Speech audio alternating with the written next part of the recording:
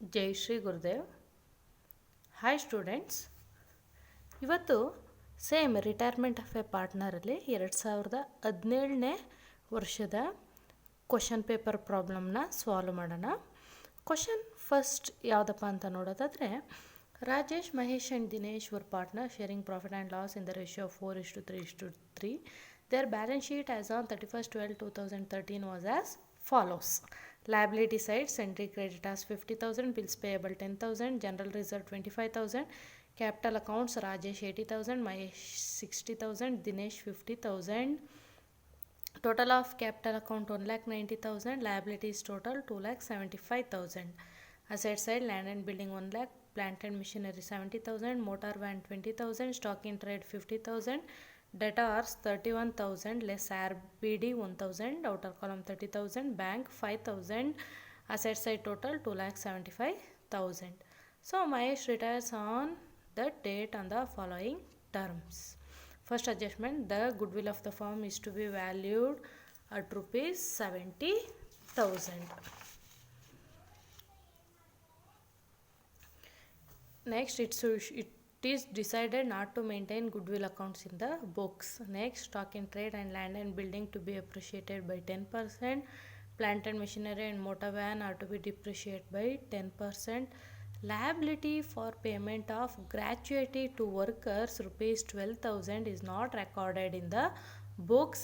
Next, reserve for bad debts is not required. The last adjustment, the amount payable to the Mahesh is to be paid in 3 equal installments with interest at 10% per annum. Prepare revaluation account, partners capital account, new balance sheet, Mahesh loan account till it is closed. So this is the question. According to the question, first we have to prepare revaluation account. Revaluation account na nodana. So here the stock in trade and land and building appreciated by 10%. So appreciate means income. So by stock account 5,000. Next by building 10,000. Stock increased to 5,000 and building increased to 10,000. The next one is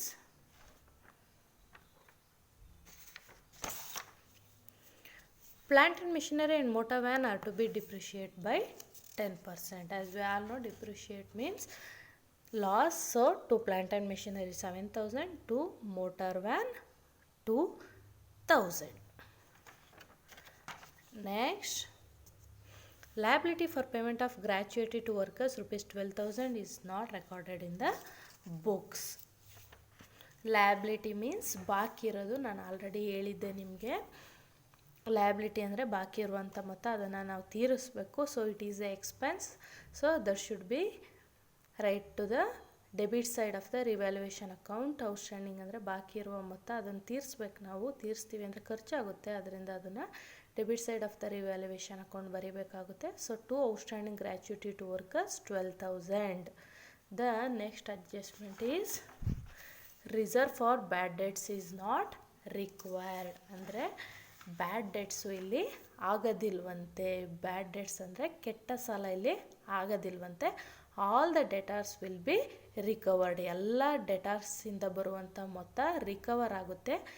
RBD ಅಂತ create ಆಗೋದಿಲ್ಲ. So here RBD 1,000 is treated as income.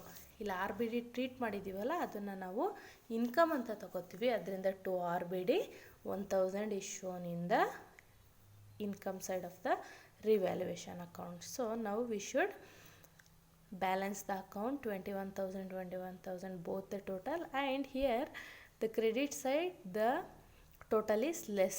That's why we are balancing on credit side. Buy side credit side amount less ಇರೋದ್ರಿಂದ credit side ನಾವು balance ಮಾಡೋಣ. By partners capital account 5,000 is loss. Here 5,000 ನಷ್ಟ ಆಗ್ತಾಯಿದೆ. That should be divided among the partners according to their profit and loss sharing ratio. 4:3:3 is the ratio. So ಹಾಗೆ ಹಂಚಿದಾಗ Rajesh 2,000, Mahesh 1,500 and Dinesh 1,500. amount is shared of revaluation loss. The next one, we have to prepare partners capital account. First we have to draw down the balance 80,000, 60,000, 50,000, and in question we see the general reserve. ಕ್ವಶನಲ್ಲಿ ನಾವು general ರಿಸರ್ವ್ನ ನೋಡ್ತಾ ಇದ್ದೀವಿ 25,000. ಅದನ್ನು 4:3:3 ಎಲ್ಲ ಹಂಚೋದಾದರೆ 10,000, 7,500, 7,500 ಬರುತ್ತೆ. And next one, ಇಲ್ಲಿ this is very important here.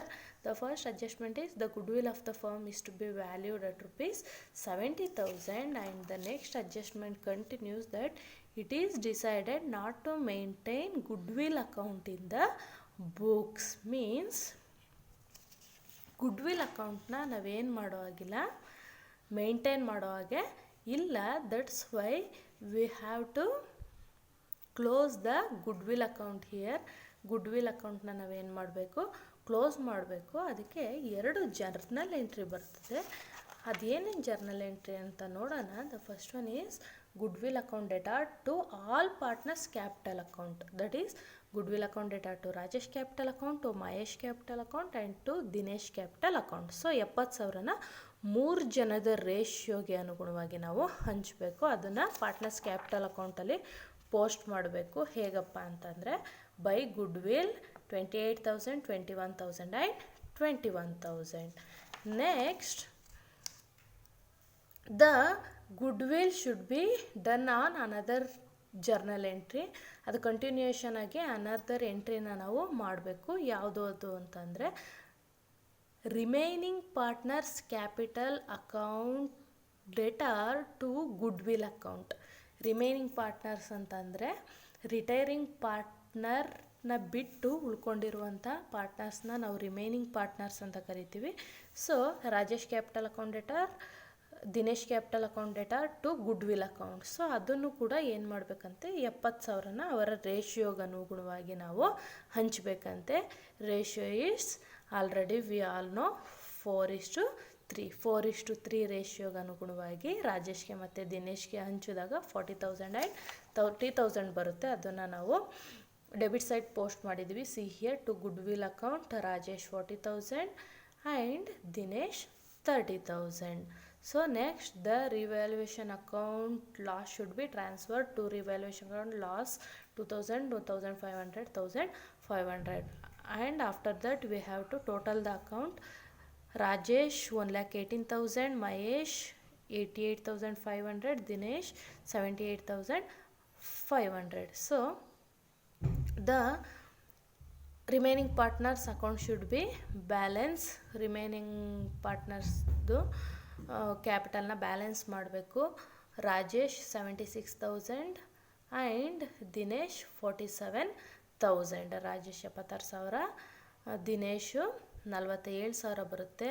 And Mahesh retirement ಬಗ್ಗೆ ಯಾವುದೇ ರೀತಿ ಕ್ಯಾಶ್ ಕೊಡ್ತಿದ್ದೀವಿ ಅನ್ನೋ ಇನ್ಫಾರ್ಮೇಷನ್ ಹೇಳ್ದೇ ಇರೋದ್ರಿಂದ all balance of amount of Mahesh should be transfer to his loan account.